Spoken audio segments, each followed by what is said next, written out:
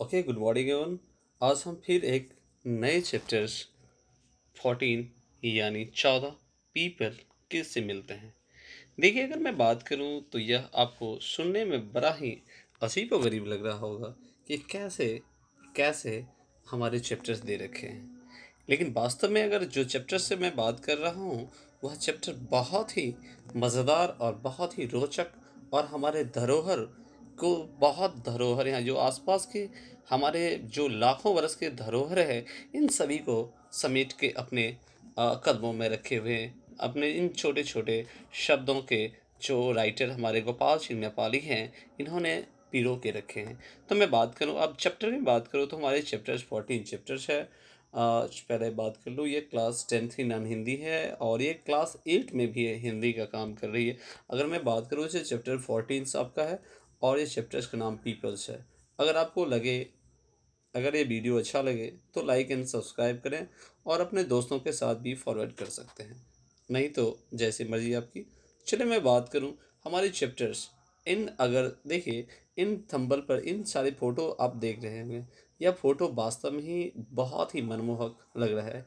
क्योंकि अगर आपने पढ़ा होगा कि हमारे अगर किसी भी लिविंग ऑर्गेनिज्म को अगर सरवाइव करने के लिए सबसे पहला अगर कुछ ज़रूरत होती है तो वह ऑक्सीजन होती है। तो यह सबसे पहला अगर मैं बात करूँ दैट तो ये जितने भी पेड़ पौधे होते हैं इसमें सबसे ज़्यादा ऑक्सीजन देने का काम वैसे तो तुलसी करती है, लेकिन ये तुलसी के बाद भी अगर मैं बात करूं तो सबसे ज़्यादा इसमें पत्ते होने के कारण सबसे ज़्यादा ऑक्सीजन देते हैं। इसके साथ साथ यह हमारे आसपास के उन सारे धरोहरों को पकड़ के और जड़ से पिरो के रखा है जो हम आसपास के प्रत्येक गांव, कस्बे और शहर भी जाना करते हैं। यहाँ तक कि भगवान बुद्ध भी इसी तरह के एक पीपल के पेड़ के नीचे उन्हें बौद्ध धर्म की उपाधि और उन्हें भगवान की प्राप्ति हुई थी। तो हम बात करेंगे इस चैप्टर्स में कि किस तरह से यह हमारे आसपास के उन सारी चीज़ों के बारे में दिखाते हैं। अगर बात करूं तो यह राइटर्स हमारा जो चैप्टर्स नाम है यह पीपल नाम है। यह इन छोटे पौधे को देख सकते हो और इन अब बड़े को दोनों में फर्क खुद कर सकते हो। तो चले मैं आगे चैप्टर्स की बात करूं तो इसमें चैप्टर्स में अगर बात करूं तो राइटर जो आपको इसके द्वारा सबसे पहला क्वेश्चन यह भी पूछा जा सकता है कि यह क्वेश्चन यह आपको पीपल का पेड़ या पीपल का जो यह एक तरह का जो छायावादी कवि है, यानी सॉरी, अगर बात पूछा जाता है कि पीपल जो है पाठ के लेखक कौन है तो गोपाल सिंह नेपाली। याद रखिएगा, अगर पूछा जाएगा कि पीपल पाठ के लेखक कौन है तो छायावादी, या याद रखिएगा यह एक तरह का छायावादी कवि है जिन्होंने एक के माध्यम से हम लोगों को कुछ दिखाने के जो समाज में कुछ घटित घटनाएं होती है उन घटनाओं को अपनी ओर अंकित करने का प्रेरणा दे रही है। तो राइटर कौन है? गोपाल सिंह नेपाली। अगर पूछा जाए फिर से मैं बात करूं पीपल पाठ के लेखक कौन है? गोपाल सिंह यानी गोपाल सिंह नेपाली। चलो मैं बात करूं गोपाल सिंह नेपाली की थोड़ी जीवनी की बात कर लूं क्योंकि चैप्टर से आया तो थोड़ा जानना। देखिए, गोपाल सिंह नेपाली की बात करूं तो Gopal Singh Nepali was an Indian poet of Hindus literature and lyricals of a Bollywood. मैं बात करूं तो सबसे पहले गोपाल सिंह नेपाली हिंदी एवं नेपाली के प्रसिद्ध कवि है और इसके अलावा उन्होंने जो हमारे यहाँ बॉलीवुड यानी बॉम्बे में जो सिनेमा होती है उसमें वो उन्होंने बहुत अच्छे खासे अपने आप को कंट्रीब्यूट किए हैं।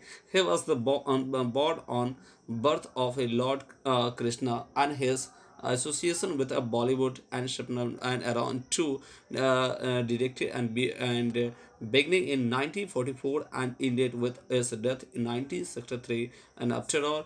अगर मैं बात करूं तो यहाँ आप नीचे देख सकते हो कि इनका जन्म अगर पूछा जाता है गोपाल सिंह नेपाली जो है हिंदी और नेपाली के प्रसिद्ध कवि है और उन्होंने बॉम्बे फिल्म जो हमारे यहाँ हिंदी सिनेमा होती है उनके एक बहुत अच्छे पत्रकार भी थे। उन्होंने यानी रत्नलाम टाइम्स, चित्र फट, सुधा एवं योगी नामक 4 पत्रिकाओं का संपादन भी किया था। इसके अलावा अगर मैं बात करूँ जीवनी की बात करूँ तो जीवनी इनकी कब होती है तो 11 अगस्त 1911 यानी 1911 को होती है।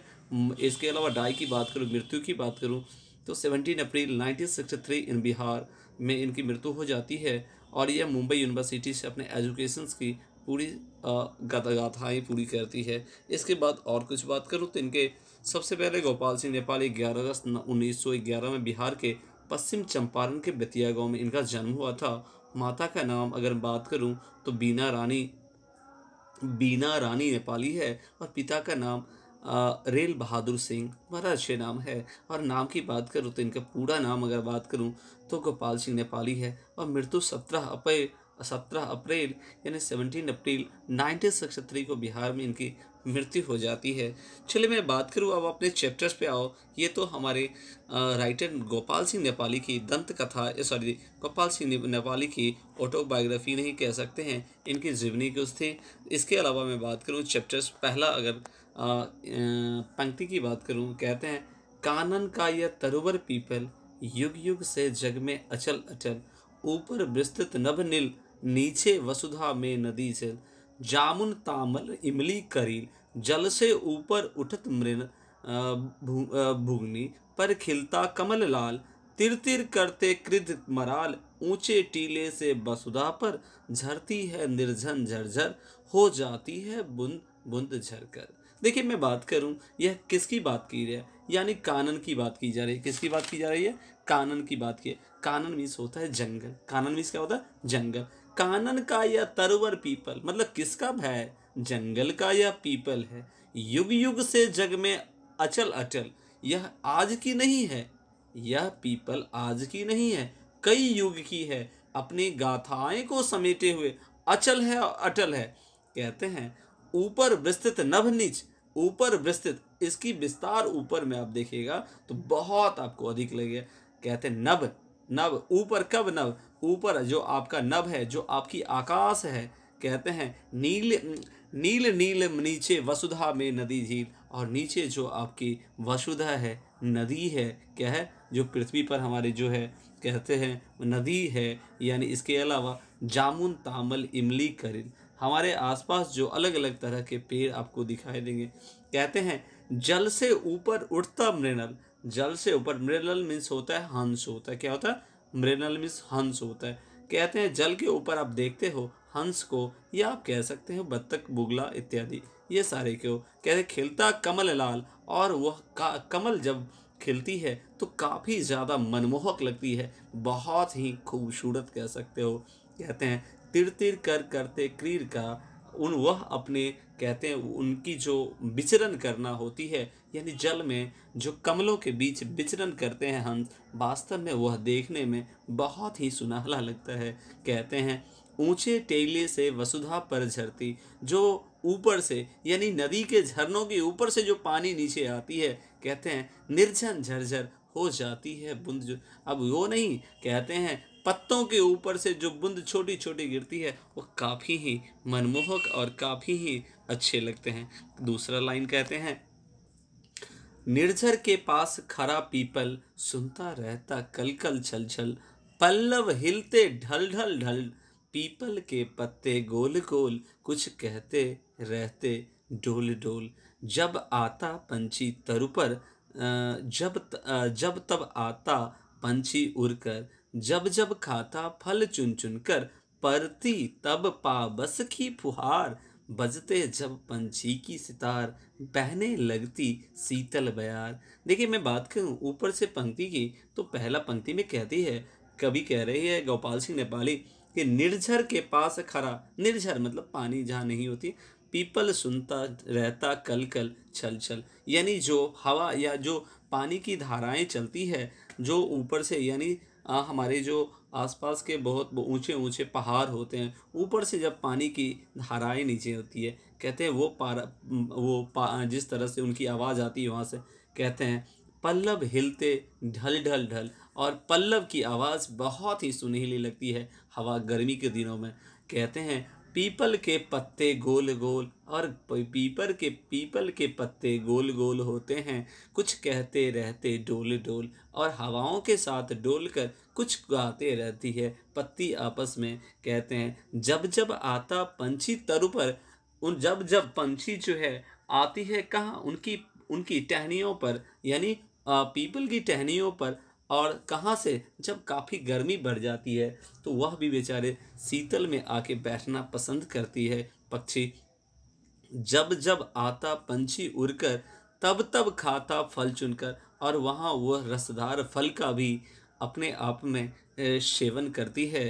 कहते हैं परती जब पावस की फुहार, और वह हवा पानी की फुहार जब पड़ती है, कहते हैं इसके अलावा कहते हैं कि वह आपको बजते तब पंछी की सितार, और पंछी भी आपस में गाना गाने लगते। कहते हैं बहने लगती शीतल बयार, और हवा की शीतलता उस गर्मी की मनमोहक, और गर्मी की उफान भरी गर्मी भी कम लगने लगती है, और बहुत अच्छी हवाएं चलती है। तीसरा लाइन कहती है तब तब कोमल पल्लव हिल डुलगाते, शरशर शरशर मरमर मंजुल, लख लख सुन सुन विह्वल वो बुलबुल, बुलबुल गाती रहती चहचह, सरिता गाती रहती बहवा, पत्ते हिलते रहते रह रह, जितने भी है इनमें कोटर, जितने भी है इनमें कोटर, सब पंछी गिलहरी के घर, संध्या को अब दीन जाता,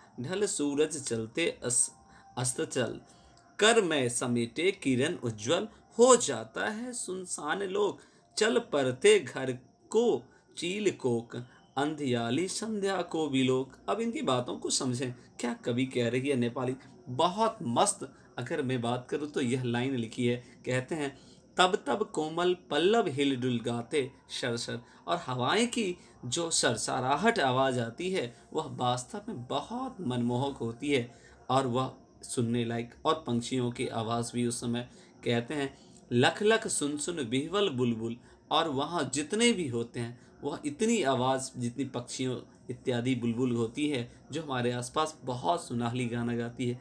कहते हैं बुलबुल गाती रहती चहचह सर, सरिता गाती रहती भवा, चाहे सरिता नदी होती है उनकी आवाज़, बुलबुल की आवाज़, पत्तों की सरसर की आवाज़ बहुत अच्छी लगती है। कहते हैं आगे कि पत्ते हिलते रहते रह, और हवा के झोंकों के साथ पत्ते आपस में हिलते रहते हैं।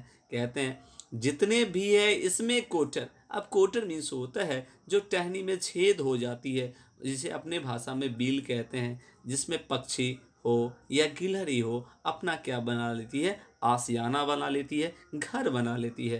कहते हैं संध्या को अब दिन जाता, और जब शाम हो जाती है, सूरज ढल जाती है, तो कहते हैं ढल जाते हैं सॉरी, इसके बाद कहते हैं अस्ताचल, और कर में समेटे किरण उज्ज्वल, अपने किरण को जब समेट लेती है सूरज, तो ये सारे लोग जो होते हैं, जितने पक्षी होते हैं, गिलहरी होती है, सब इस कोटर में आके अपने शरण को ले लेती है। इसके अलावा कहते हैं हो जाता है सुनसान लोक चल पड़ते घर के चील कोक, और सभी चील हो या जितने भी आपको पक्षी वगैरह हो, या कोयल हो, कोयला, इसके अलावा कौवा हो या अंधिया, सभी जो होते हैं इसके टहनियों के आसपास में आके छिप जाते हैं और अपने आशियाना को बना लेते हैं।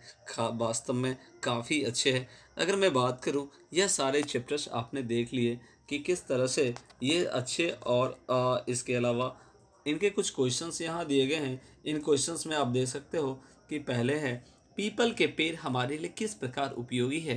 तो पीपल के पेड़ हमारे लिए बहुत उपयोगी है। वह हमें शीतल छाया प्रदान करती है तथा प्राणियों के लिए ऑक्सीजन भी प्रदान करती है, जो मैंने पहले ही लाइंस में आपको बताया। इसके अलावा कहती है कि यह प्राणियों द्वारा छोड़ा गया, जो हम लोग, अगर मैं बात करूं तो हमारे इस क्रीचर्स में, हमारे इस पूरे ब्रह्मांड में सबसे अगर कोई अच्छे और सबसे कोई बुरे व्यक्ति अगर है संसार में तो वो मनुष्य है। लेकिन कहते हैं कि मनुष्य नहीं हो तो पेड़ भी नहीं शायद हो सकते हैं, और पेड़ नहीं हो तो मनुष्य भी। हम एक दूसरे के सहयोगी है, परस्पर सहयोग करना सीखें, और इस तरह हो सके तो आप भी आपस में सहयोग कर इन वीडियो को अपने दोस्तों के साथ शेयर करें। हो सके तो उन्हें भी यह मदद मिल जाएगी और उन्हें देखने के लिए भी प्रेरित करें। हो सके तो चलिए मैं दूसरा क्वेश्चन में बात करूं तो कहते हैं कैसा वातावरण मिलने पर बुलबुल पक्षी गाने लगती है। देखिए मैं बात करूं, बुलबुल पक्षी जो होती है वास्तव में यह वर्तमान की, अगर आपके आसपास जो भी अच्छे गायक हो तो इससे कई हजारों गुना अच्छे यह गायक, यह बुलबुल पक्षी होती है। कहते हैं जब वर्षा ऋतु आती है तो शीतल हवा के झोंकों आने से पत्ता हिलने लगते हैं, तो बुलबुल पक्षी का गाना भी शुरू हो जाता है। चलिए, आप बुलबुल और कोयल बहुत अच्छे गाते हैं। चलो तीसरा क्वेश्चन में बात करूं, कहते हैं वन प्रांत के सौंदर्य का वर्णन कीजिए। हमारा जो वन होता है, हमारे जो जंगल होती है, हमारा जो कानन होता है, इनकी सौंदर्यता को बात करें, सबसे पहले मैं बात करूँ तो जंगल के बिना तो शायद कोई भी, इनके बिना तो कोई भी पत्ता क्या, मैं बात करूँ तो वैसे तो कहते हैं कि ईश्वर के बिना पत्ता भी नहीं हिलता, लेकिन कहते हैं कि ईश्वर तो दिखाई नहीं देते हैं, लेकिन ये सारे कुछ दिखाई देते हैं, मानवता दिखाई देती है। तो मैं बात करूँ इन सब के बिना, शायद ईश्वर के बिना हो या ना हो, लेकिन इनके बिना पत्ता तो नहीं हिल सकता। कहते हैं कि वन प्रांत के सौंदर्य का वर्णन करें, यानी वनों का। कहते हैं वन प्रांत का सौंदर्य बहुत ही आकर्षक होता है। विभिन्न प्रकार के पेड़ पौधे तथा लताएं, झरना और झील तथा नदियों से बना प्रांत को सोने जैसा मनोरम, यानी आपको मनोरम दिखाई देता है। तथा चिड़िया की चहचहाने, कहाँ जो पेड़ के आसपास जो चिड़िया अपने घर में आसपास इतने चहचहाते हैं कि काफ़ी मनोरम दिखाई देता है। तथा चिड़िया का चहचहाना और मोर का नाचना, हंस का क्रीड़ा करना, ये सभी जंगल की शोभा बढ़ा देती है। जिस तरह से एक शादीशुदा औरत के ऊपर कई तरह के आभूषण, जो कई तरह के गार्लैंड्स होते हैं, ये इसकी शोभा बढ़ाती है, उसी प्रकार जंगलों के ऊपर जो होती है, यह जितने भी पक्षियाँ होती है, ये सारे इसकी सौंदर्यताओं को, आकर्षणताओं को कहते हैं हजारों गुना इनकी शोभाओं को बढ़ा देते हैं। चलिए मैं बात करूं, जिस तरह से इन वीडियो को अगर आप लाइक कीजिएगा तो शायद ये हो सकता है थोड़ा आकर्षण बढ़ जाए। चलिए, इसके अलावा कुछ इसमें आपको भावार्थ भी लिखने के लिए बराबर क्वेश्चंस पूछा जाता है। पहला क्वेश्चन है, ऊपर विस्तृत नभ नील, नीचे वसुधा में नील नील, जामुल तामल इमली करील, जल से ऊपर उठता मृणल, फरनी के पर दिखती कमल लाल। का अर्थ क्या होता है? देखिए, वन प्रदेश में ऊपर नील आकाश, नीचे धरती पर कहीं नदी तो कहीं झील है, जामुन आदि विभिन्न प्रकार के पेड़ है और झील में लाल लाल कमल खिले हैं, कहते हैं, जिसमें वन प्रदेश शोभा मनोरम हो रही है। चलिए मैं बात आगे करूं। नेक्स्ट दूसरा एक और आपको भावार्थ है। कहते हैं, है खरा जहां पर जहां पर शाल बांस चौपाए चरते नरम घास, निर्झर सरता के आसपास रजनी भर रो रो कर चकोर कर देता है रोज भर, नाचा करता है जहां मोर। कहते हैं भावार्थ में, कहते हैं गोपाल सिंह नेपाली कहते हैं, देखिए कहते हैं, वन प्रदेश में जहाँ ऊंचे नीचे साल है और बांस के पेड़ है, वहाँ चौपाया, ये चौपाया मतलब चार पैर वाले जानवर चरते दिखाई देते हैं, अपने भोजन का आवाहन करते हुए दिखाई देते हैं। कहते हैं वन प्रदेश में नदी और झरने भी है, रात में चकोर की आवाज़ और दिन में मोर की नाच की कहाँ गाते हैं इन जंगलों में। तो करे चले आगे। अगर देखिए, अगर ये वीडियो अगर आपको अच्छा लगे तो या बुरा लगे, दोनों में कमेंट कर सकते हैं। अगर इसमें कुछ बुराई हो तो मैं आपको आगे इससे अच्छा वीडियो दूंगा। Thank you for watching my videos, please like and subscribe. Thank you for next video.